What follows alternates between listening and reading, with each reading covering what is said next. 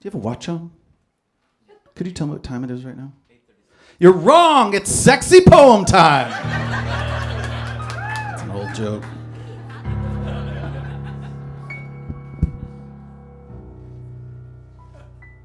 This poem's for America. This is called More. We kissed so hard I could see how you were going to die. We screwed so hot, lost, and wild. The rabbits outside felt their first ever dose of Catholic shame. Let's go home and get gross. You are a mansion dropped in a swamp. We sweat everywhere, slide off everything solid. Your long hair, black waterfalls freezing above two clear pools. I run my fingers over your teeth, looking for metal, searching for losses. Then I thrust too hard, through the sheets. Through your oncoming ghost, past the mattress, down onto the hardwood floor. I say, what am I doing down here? Then I say, what are all these other dudes doing down here too? Oh, hey. Oh, hey. You arch a bridge to luxuria. Plumes of exhilarated sass streak over the sheets. Tar pit eyes, your kiss is thick. Comforter, rapture, you exhaust me like grammar. Nipples reaching like smart kids. Ooh! Your thighs muffing the world around me. Come all over my skull, squeezed like a tight migraine. I enjoy your calls for God because he should see how well we have finally learned to undo his jealousy and sadness. When I kiss into the apples of your shoulders, you feel the pleasure of all gods leaving us alone in the garden for good. I always want the most lost version of you. An ache as great, crystal deep as Crater Lake. When I'm with you, I fade into a mouthful of hard light stolen from the buffet line of your spine. I'm so full, and you are screaming for the sap to crack from the foot of the redwoods. We fuck like everlasting August. How you scream the American scream. More, more, more. Uh-oh.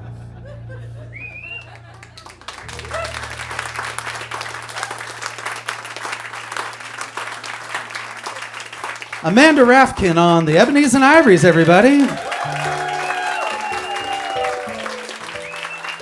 Killing it, Amanda.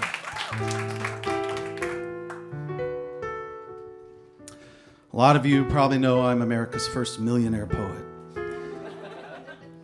And as a side job for fun, I row gondolas through the canals of Long Beach, California. And I'm still stupidly chasing romance, and I love being a facilitator for romance for people. Normally, no matter the age, when a couple gets in the boat, I read them that More poem. And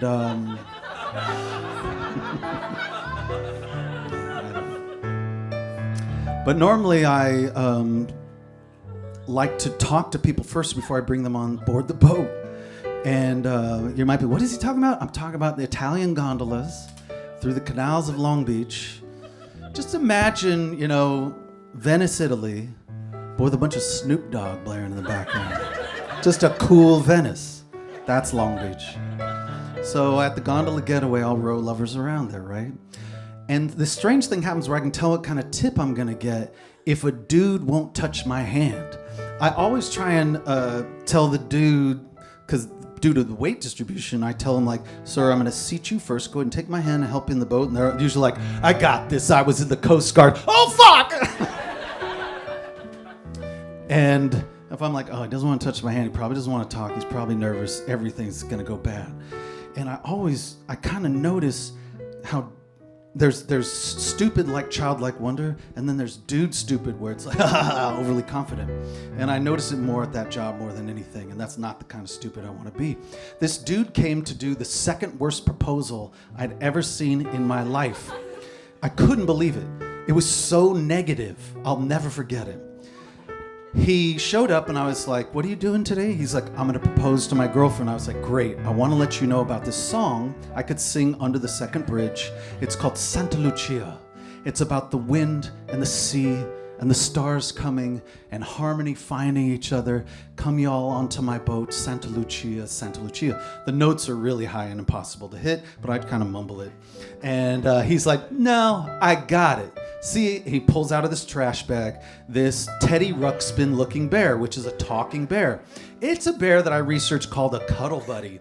And a cuddle buddy is a bear you can record a 45-second message to of your voice. And then you can put a photo on the belly of the bear. This dude put a photo of his face. Not their faces. His face. So I was like, okay, so you don't want me to sing the song? He's like, no, I got this. I'm going to propose via the bear, show her the ring. We're going to be married, and row us out of the canal. So I was like, all right, you got this. Don't listen to me. I've only done this for 20 years. So we get down into under the bridge. He hops down on his knee. He pulls the bear out of the trash bag, hands it to her, and he's like, press it. Presses it, and his voice goes, Linda, I know we bicker a lot. You may think that we're fighting all the time, but the good thing about us is that we always come back to each other. That means I know we belong together. Will you make me the happiest man on the earth, in the world, and marry me? And he opens up this little box, and the light turns on, and it shines on the diamond. And she grabs the bear, and she goes, "Oh, Craig, can we talk about this?" Sul mare luccica l'astro d'argento. Fuck. Oh my God, it was so painful. And you might be going like, he said the second worst engagement. I wonder what the first was. I'll tell you what the first one was. The first worst engagement was my engagement.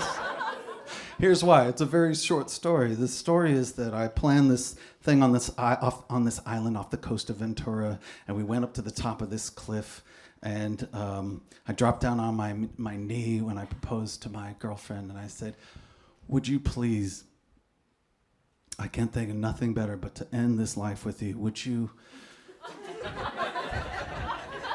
Right here, right now. No, I said, I can't think of anything better but to run through this life with you. Would you marry me? And she said, are you sure? And I was like, now I'm not sure. Oh, Jesus. It's very windy up here. Oh, yeah, that led to the downfall of Rome, that one right there.